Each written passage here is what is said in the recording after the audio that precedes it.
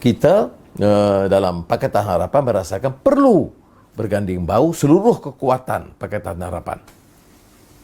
Dan ini kita lakukan semalam juga, mesyuarat yang saya pengurusikan atas nama PH, Keadilan, DAP dan Amanah bersama kelompok bersatu di bawah Tun Dr. Mahathir dan juga warisan yang dipimpin oleh Datuk Seri Syafiee di Sabah. Kita berkumpul dan kita capai satu persetujuan. Apapun strategi harus bersama, pembangkang harus teguh dalam pendirian mereka.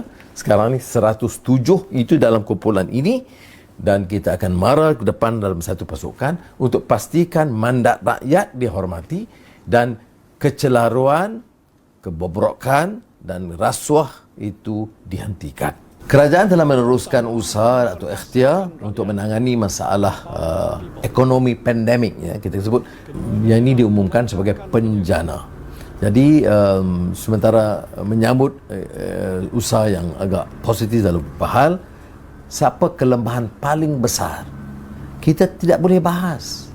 Inilah satu-satu negara di mana kita boleh bentangkan puluhan bilion, ratusan bilion tanpa perbahasan, dan tanpa peluang kepada ahli parlimen di pihak kerajaan dan di pihak pembangkang untuk mengutarakan pandangan, mempersoalkan dan memohon penjelasan berikut.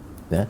Saya akan ulas umpamanya dengan melihat beberapa rajah sahaja untuk menunjukkan beberapa langkah segera yang harus diambil oleh kerajaan bersama.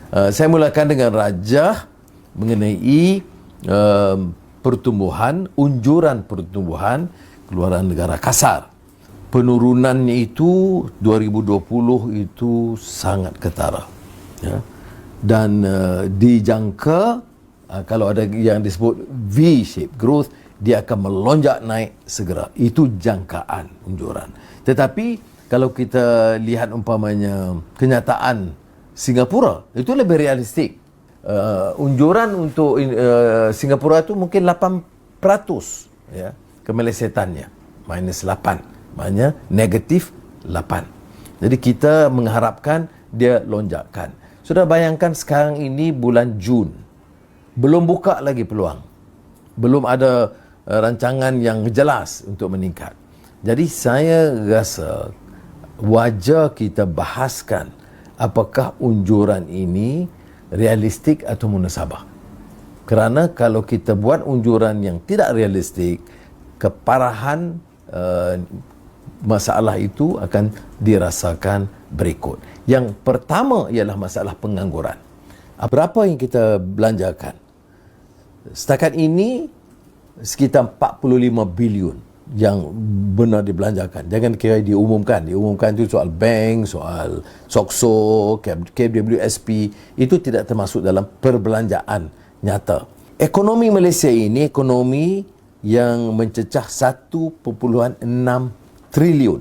Kalau 2 bulan terbantut, 133 bilion.